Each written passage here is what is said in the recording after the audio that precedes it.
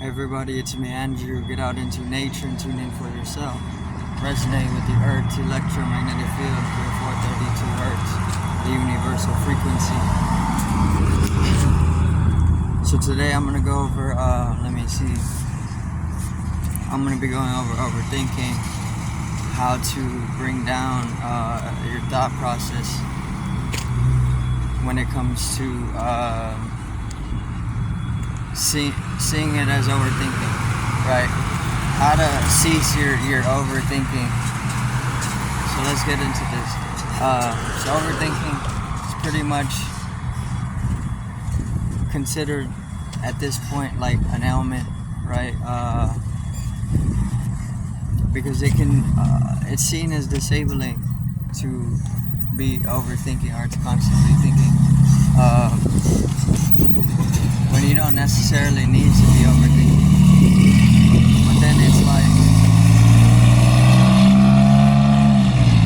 But then it goes well, I don't get to choose whether or not I'm overthinking. It's just something that's happening to me, which is this is kind of true because you're just a witness to it. But even so, overthinking can be, you can bring down your thought. Even if it's like excessive, there's multiple different methods to be able to lessen up your thought process, right? Not in what it's delivering to you or what it's showing you. You can always bring up the intelligence, but you can bring about more efficiency with less thoughts taking form, right? So that there can be more resonance within your mental space. So whenever it's just constantly going on, chattering, it's like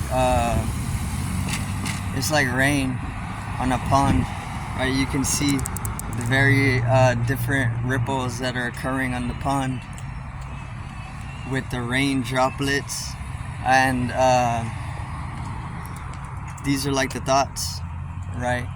It's just constantly occurring, constant thinking, which can be is seen as an ailment. Once again, there's people who take their lives because of that, or at least they like to blame it on that. So most definitely an ailment.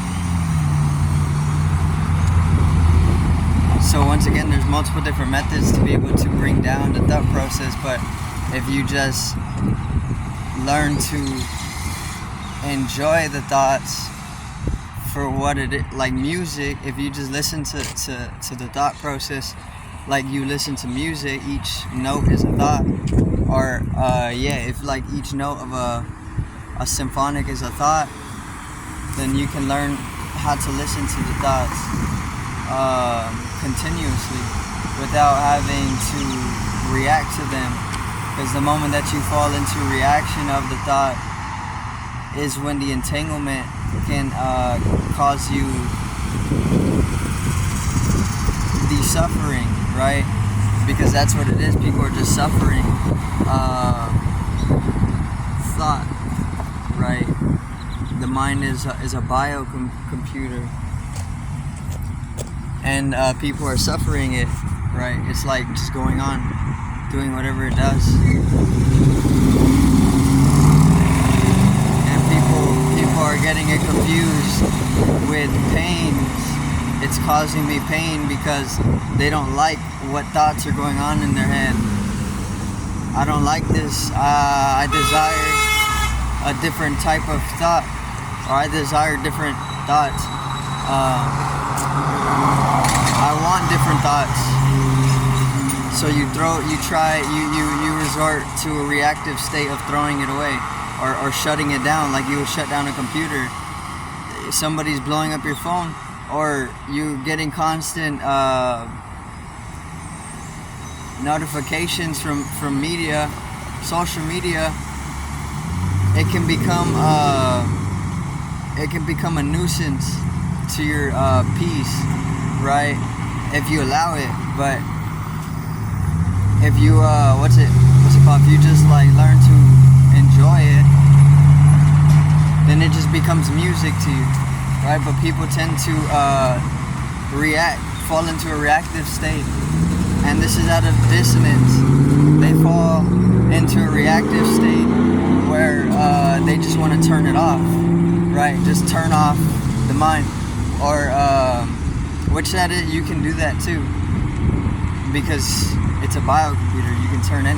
You can do that, but people don't know how to do this because they were never taught how to turn off the mind.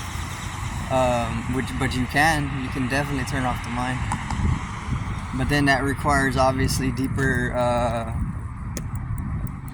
deeper states of entrancement, or maybe so even deeper states of relaxation, right? Because whenever you see a phone, whenever you turn off, you have multiple different options for computers. You have sleep mode, you have like the rest mode state, you can completely power it off. So you have different modes for the computation, and your mind has multiple different modes as well. So you can throw it into different modes, but nobody ever actually taught you how to do this. Or if not a teaching, then you're just not aware that this is what the mind is with its capabilities. So then obviously you'd have to shift your awareness to the state of understanding the mind's potentiality, and obviously you can put the mind into a rest mode. This is what going to sleep is. Saves you energy, right? Multiple different things, but it's ready to go, because then you wake up, you completely turn it off as well, you know. But then that's closer, more synonymous with processes that are transcendental, because then there's a whole revertation of energy that takes its course, right? Which then you can follow through with deeper dimensions of consciousness with. But then once again, people fall into the reactive state of wanting to turn off their mind, like they can just turn off their phones. And obviously this can lead you into like compulsions and whatnot, because you're getting confused with different pains. You think your thoughts are causing you pain, but it's just that there's media to your thought, because it's just a recycling of information. That's all the mind is. In at least superficial dimensions of it, there's recycling of information. So all the information you're consuming is just recycling in your mind, and people are being fed garbage information, like fast food, right? Fast food is absolutely garbage. People are eating it and they're getting sick.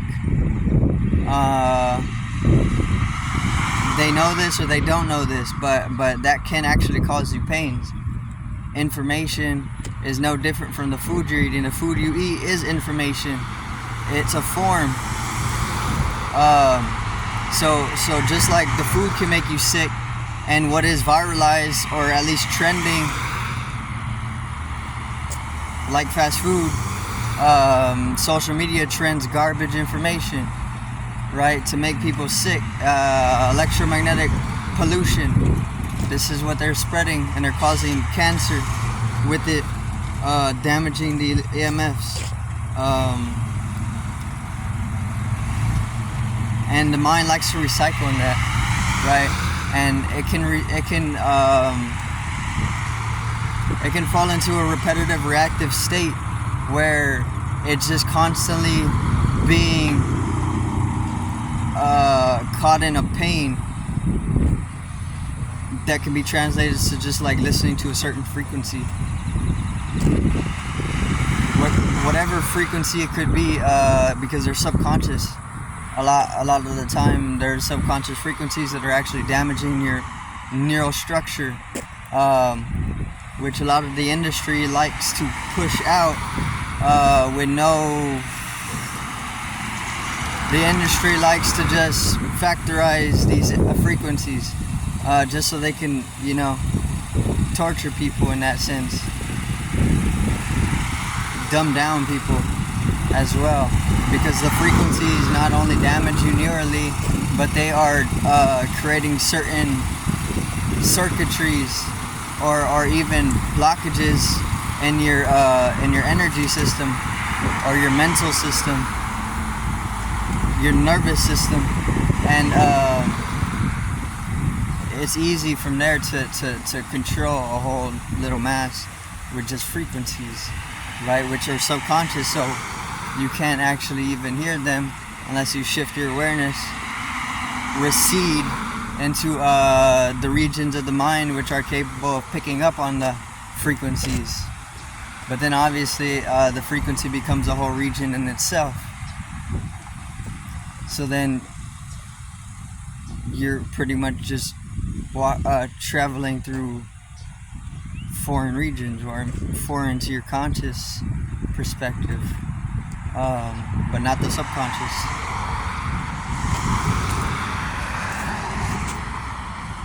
So then overthinking, well, the simplest method of ceasing overthinking is purely just to enjoy, right? Enjoy life as a song, as a musical music, because that's all the universe is. That's why it's called the universe. Verse, one song, or one versing. It's just a singular song. Everybody's tuned into it. Everybody's playing in it, and everybody's in absolute bliss as well, no matter what's happening. The more that you do that, the more that you can distance yourself from the body-mind complex, other sheaths of the body, and the more that you distance yourself, the more that you can become a witness to, rather than a player in it. And becoming more of a witness is transient, which is very, very fundamental. Overthinking ceases to be anything once you just relinquish various different dimensions of conceptual reality. There's no such thing as thought. Thought doesn't even exist. But you've been programmed to feel it has. I can't actually show you a thought. And if you get scientific tools to show analytics, then you're just finding different ways to record electricities, or like energetical forcing, which is a thought, but because of its nature, it doesn't actually exist.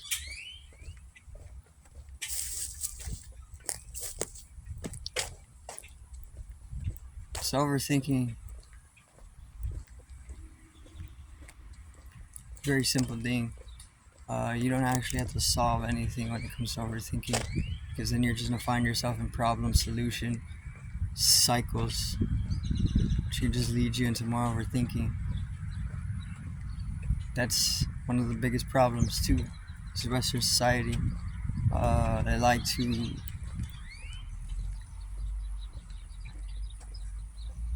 chase their hotel problem solution type of cycle. There is no problem for any solution, and there's never a solution for anything, because there's no problem. This is why to see life as music allows you to free yourself from that. The moment that life becomes music, it's never a problem, and there's no solution either. Action, getting entangled in your action is overthinking, entanglement. Overthinking is like getting caught in a web of thought, and desiring is why overthinking is even a thing. You want certain thoughts to be taking their course, right? I want certain things, just want a whole bunch of stuff, right? And it has an effect on the thoughts that you have. It's just the information recycling. So the desiring a certain type of thought form is what is keeping you in the conception or that whole element of overthinking, right? Because if you desire a certain thought, obviously you're just throwing yourself off of what is the reality of things. The moment that you start to enjoy the reality of things, the truth, is when overthinking ceases to be. There's no problem, and you don't need to continuously come up with any solutions. So there's energy that's freed up from that, which is just all a process of grounding as well. That's a method of bringing down any type of overthinking, just grounding yourself. Eating less too helps, because when food is sitting in the gut, it kind of throws your energy system into certain mode, which can kind of just lead you into thinking more and more in like a stagnative type of fashion. But I do thank everybody for watching once again. Peace out, one love, have a great evening.